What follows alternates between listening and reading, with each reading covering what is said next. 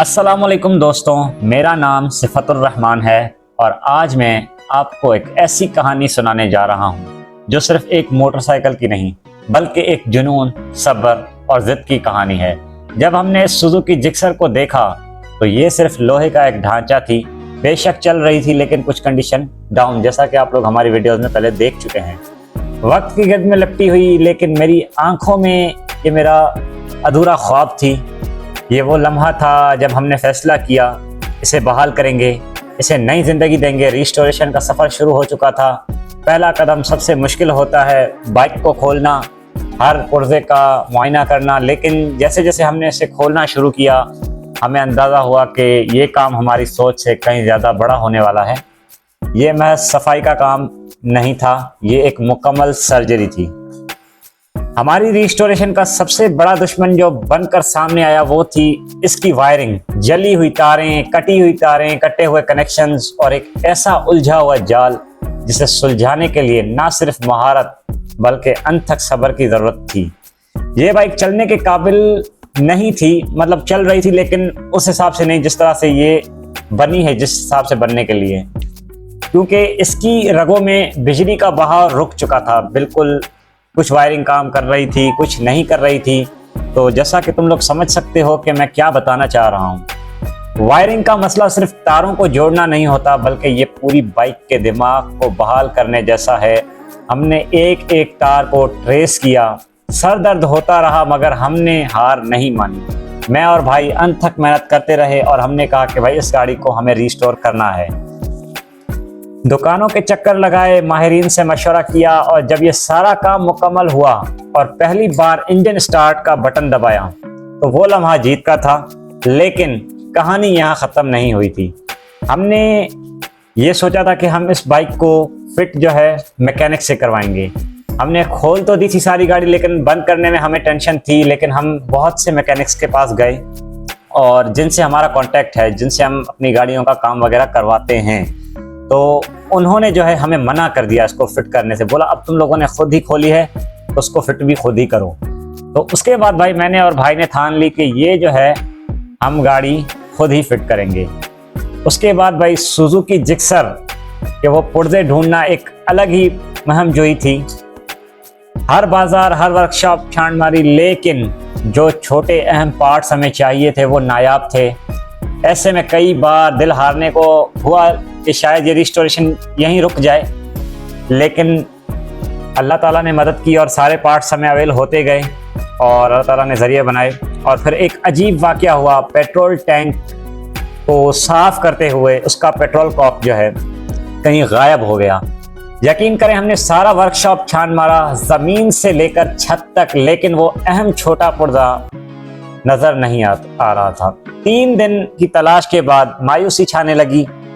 हम नया ऑर्डर करने लगे। हमने एक कॉक लिया, पेट्रोल कॉक, वो उस टैंकी में फिट नहीं हुआ। हमने नया ऑर्डर करने का सोच ही रहे थे जब अचानक वो हमारे पेंटर की दुकान से जो है हमें मिला और पेंटर ने हमें कॉल की कि भाई आप लोगों की एक चीज़ मेरे पास रह गई है, वो आके देख लें और आपके काम की तो नहीं। हमने उनसे कहा भी था कि हमारी ये चीज़ नहीं मिल रही, आप प्लीज़ चेक करें।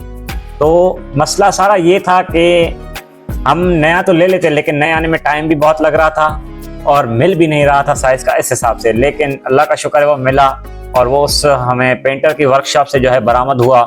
वो एक मौजज़ा था यकीनन।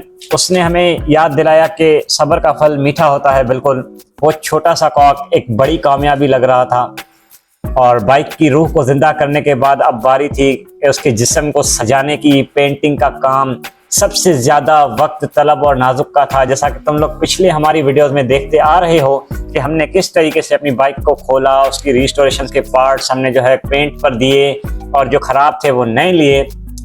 हम चाहते थे कि रंग ऐसा हो जैसे उसकी नई ज़िंदगी की अक्कासी करे। तो पेंट की तैयारी में दिन लग गए और फिर इसे सूखने के लिए छोड़ना पड़ा।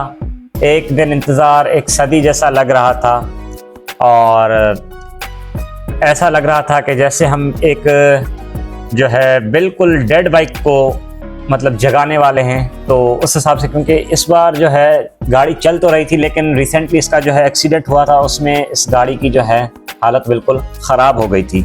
जब पेंट होकर पार्ट वापस आए तो चमक ने हमारी सारी थकन उतार दी। ये महज एक रंग नहीं था, ये हमारे इस पूरे ड्रीम की जो है मुकम्मल होने की निशानी थी। अब बारी थी बाइक के आखिरी और सबसे मुश्किल मरहले की फिटिंग की। सबसे मुश्किल मरहला था खुद फिटिंग करना। भाई तुम लोग समझ सकते हो कि खुद ऐसी बाइक को खोलना, हालांकि कभी हमें कोई भी ऐसा कोई एक्सपीरियंस नहीं था इस बाइक को खोलने का, लेकिन हमने खोल दी। हमने सोचा ये कि मैकेनिक्स से फिट करवा लेंगे, लेकिन मैकेनिक्स ने भी जब जवाब दे दिया तो फिर भाई टेंशन तो होती है। तो आमतौर पर ये काम मैकेनिक करता है, लेकिन हमने फैसला किया था कि इस बाइक के साथ हमारा ताल्लुक खास होना चाहिए। हर स्क्रू, हर क्लिप, हर पुर्जा अपने हाथ से लगाना था। और दोस्तों ये बहुत मुश्किल था, तुम लोग जानते हो। और अभी तक अगर तुम लोगों ने हमारे चैनल को सब्सक्राइब नहीं किया तो लाजमी चैनल को सब्सक्राइब करके वीडियो को लाइक कर दो और शेयर भी कर दो और अच्छा सा कमेंट कर दो। जिस्म दर्द कर रहा था, हाथ जख्मी हो रहे थे और कई बार एक छोटा सा पुर्जा फिट करने में घंटों लग रहे थे। हिदायत की किताबें देखी, इंटरनेट पर वीडियोस देखी, लेकिन हर बार नया चैलेंज सामने आ जाता। ये एक पजल थी जिसे हमने पूरी लगन से हल किया, जिसमें मैंने साथ दिया अपने बड़े भाई का, सैफी, जिसको आप जानते हैं। और फिटिंग का ये अमल एक हफ्ते से ज़्यादा चला, क्योंकि हमने क्वालिटी पर कोई जो है कॉम्प्रोमाइज़ नहीं किया। जब आखिरी फेयरिंग लगाई गई तो बाइक ने अपनी मुकम्मल शक्ल इख्तियार कर ली थी। भाई जैसा कि तुम लोग देख रहे हो, वो लम्हा नाकाबिले बयान था। ये सिर्फ बाइक नहीं थी, ये हमारी मेहनत का मुजस्सम सबूत था। और वायरिंग के मसलों से लेकर पार्ट्स की तलाश, गुमशुदा पेट्रोल कॉक, पेंट का तवील इंतज़ार और फिर खुद फिटिंग की मशक्क़त, ये सफ़र आजमाइशों से भरा था। रिस्टोरेशन की तमाम वीडियोस हमारे चैनल पर अपलोड हो चुकी हैं। हमने बीच बीच में ब्रेक लिया है, हमें काफ़ी टाइम लगा है इसको रिस्टोर करने में, और वो सारी वजह मैंने तुम लोगों को अपनी वीडियो में, इसी वीडियो में बता दी है। अब यहाँ पर जो है पेट्रोल कॉक मिल गया था और भाई फिटिंग कर रहे थे। फिटिंग करने के बाद भाई फ्यूल गेज का जो होता है जगह टैंक में, वो लीक कर रही थी, तो हमें उसको बंद करना था। तो भाई और मैं यहाँ पर उसी मसले के पीछे लगे पड़े थे और फिर फाइनली वो मसला भी हल हो गया था। और हम देख रहे थे कि भाई इसकी एक एक चीज़ काम करनी चाहिए, क्योंकि हमने मेहनत की है तो मेहनत का जो है रंग भी भाई पूरा लाए। तो इस वजह से हमने बोला कि भाई अगर गाड़ी बन गई है, वायरिंग सारी ओके है, तो उसकी फ्यूल गेज भी चलनी चाहिए। तो यहाँ पर यही काम चल रहा था। तो पब्लिक, आपको कैसी लगी हमारी ये वीडियो?